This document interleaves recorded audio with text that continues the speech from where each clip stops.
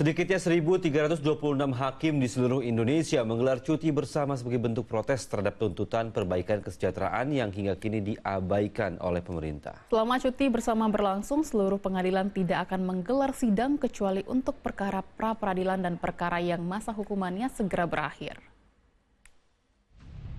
Seperti inilah suasana Pengadilan Negeri Jakarta Selatan di Jalan Ampera Raya, Pasar Minggu, Jakarta Selatan pada Senin pagi. Tidak tampak kepadatan sejumlah pengunjung atau pihak-pihak yang akan bersidang seperti yang kerap terjadi. Kondisi ini terjadi setelah Pengadilan Negeri Jakarta Selatan dan seluruh pengadilan di Indonesia tidak melayani persidangan karena seluruh hakim mengambil cuti bersama pada hari Senin. Langkah ini dilakukan para hakim sebagai bentuk protes terhadap pemerintah yang tidak kunjung menaikkan gaji pokok dan tunjangan mereka selama 12 tahun terakhir. Para hakim sebenarnya sudah menyampaikan tuntutan mereka secara persuasif selama beberapa kali. Namun tuntutan tersebut diabaikan hingga akhirnya para hakim memilih mogok bersidang dengan alasan cuti bersama. Meski para hakim yang tergabung dalam Solidaritas Hakim Indonesia cuti bersama, tapi beberapa majelis hakim masih menggelar persidangan terutama yang berkaitan dengan tindak pidana korupsi di Pengadilan Negeri Jakarta Pusat. Salah satu sidang yang digelar pada hari Senin adalah perkara korupsi pengelolaan tata niaga komoditas timah dengan agenda pemeriksaan saksi.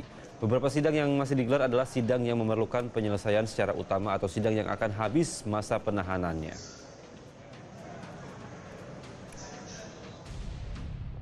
Sementara itu, perwakilan Solidaritas Hakim Indonesia juga menggelar audiensi dengan Menteri Hukum dan HAM, Supratman Andi Adgas di hari pertama mogok kerja yang dibawa cuti bersama. Mereka mendesak pemerintah untuk mengubah peraturan pemerintah tentang hak, keuangan, dan fasilitas hakim. Dalam pertemuan yang digelar secara tertutup, Menkumham merespons positif seluruh tuntutan para hakim.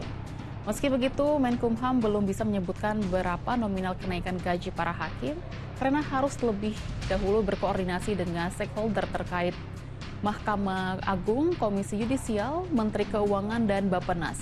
Solidaritas Hakim Indonesia berharap tuntutan mereka segera dikabulkan baik saat pemerintahan Joko Widodo maupun ketika Presiden terpilih Prabowo Subianto menjabat.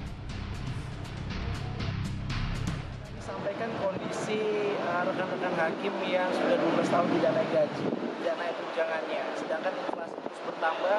Kami sampaikan, kami tidak ingin kaya, tidak, tapi kami ingin negara hadir terhadap kondisi yang ada yang terjadi di rekan-rekan hakim.